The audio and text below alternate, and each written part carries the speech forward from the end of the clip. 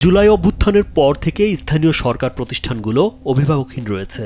এসব প্রতিষ্ঠান কবে থেকে জনপ্রতিনিধি পাচ্ছে তা নিয়ে চলছে জোর জল্পনা। সরকারের পক্ষ থেকে সর্বশেষ বলা হয়েছে সেপ্টেম্বর বা অক্টোবরের মধ্যে নির্বাচন শুরু করা হবে। নির্বাচন কমিশনও সরকারের চাওয়াকে গুরুত্ব দিচ্ছে। অক্টোবরের মধ্যে স্থানীয় সরকার নির্বাচন শুরু করার প্রস্তুতি নিচ্ছে সাংবিধানিক প্রতিষ্ঠানটি। কি দিয়ে নির্বাচন শুরু হবে তা এখনও ঠিক করেনি কমিশন। সংশ্লিষ্ট সূত্র জানায়, পৌরসভা ও উপজেলা নির্বাচন নিয়ে আপাতত ভাবছে না সরকার। প্রথম সিটি কর্পোরেশন বা ইউনিয়ন পরিষদ নিয়ে নির্বাচন শুরু করতে চায় সরকার। সিটি কর্পোরেশন দিয়ে শুরু করা হলে ঢাকার 2 সিটি নাকি ঢাকার বাইরের কোনো সিটি কর্পোরেশন দিয়ে শুরু করা হবে তা নিয়ে ভাবছে সরকার।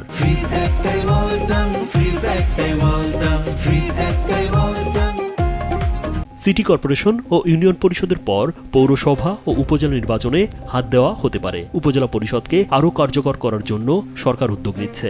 আর সব নির্বাচন শেষ করে জেলা পরিষদ নির্বাচন হবে। স্থানীয় সরকার, পল্লী উন্নয়ন ও সমবায় প্রতিমন্ত্রী মীর শাহে আলম সম্প্রতি জানিয়েছেন, সেপ্টেম্বর বা অক্টোবর মাস থেকে ধাপে ধাপে স্থানীয় সরকার নির্বাচন শুরু করার পরিকল্পনা রয়েছে।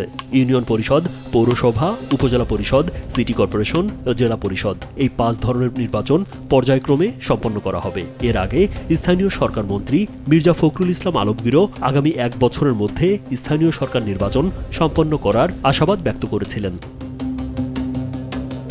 নির্বাচন কমিশনের আইন ও বিধিমালা সংস্কার কমিটির প্রধান এবং নির্বাচন কমিশনার আব্দুর রহমান মাসুদ জানান, স্থানীয় সরকার নির্বাচনের বিধিমালার প্রয়োজনীয় সংশোধন নিয়ে কাজ চলছে। সরকার অক্টোবরের মধ্যে নির্বাচন আয়োজনের ইঙ্গিত দিয়েছে, তবে এখন সেপ্টেম্বরের কথাও শোনা যাচ্ছে। সে অনুযায়ী কমিশন প্রস্তুতি নিচ্ছে, বর্ষাকালের বিষয়টিও বিবেচনায় রাখা হচ্ছে।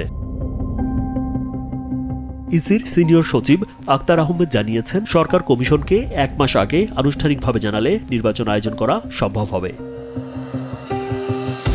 এদিকে স্থানীয় সরকার বিশেষজ্ঞ ও স্থানীয় সরকার সংস্কার কমিটির সদস্য ডক্টর ফেরদৌস আরফিনা ওসমান জানান, জনপ্রতিনিধি না থাকায় স্থানীয় জনগণ দীর্ঘদিন ধরে প্রয়োজনীয় সেবা থেকে বঞ্চিত হচ্ছেন। সব স্থানীয় সরকার নির্বাচন একসঙ্গে আয়োজন করা গেলে উন্নয়ন পরিকল্পনা, বাজেট প্রণয়ন ও বাস্তবায়ন আরও কার্যকর হতো এবং ব্যয়ও কমত।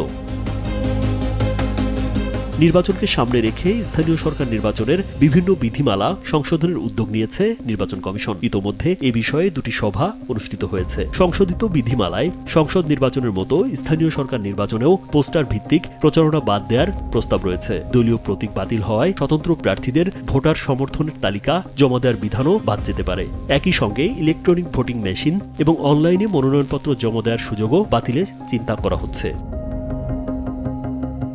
এছাড়া স্থানীয় সরকার নির্বাচনে প্রার্থীদের হলফনামায় আরও বিস্তারিত তথ্য অন্তর্ভুক্ত করার পরিকল্পনা রয়েছে। সংসদ সদস্য প্রার্থীদের মতো স্থানীয় সরকার নির্বাচনের প্রার্থীদেরও দেশ বিদেশে থাকা সম্পদের তথ্য প্রকাশ করতে হতে পারে। পাশাপাশি প্রার্থীদের জামানত ও নির্বাচনী ব্যয়ের সীমা বাড়ানোর প্রস্তাব রয়েছে। বর্তমানে মোট প্রদত্ত ভোটের 12% কম পেলে জামানত বাজেয়াপ্ত হয়। সংশোধিত বিধিমালায় এ হার 15% করার বিষয়টি বিবেচনায় রয়েছে।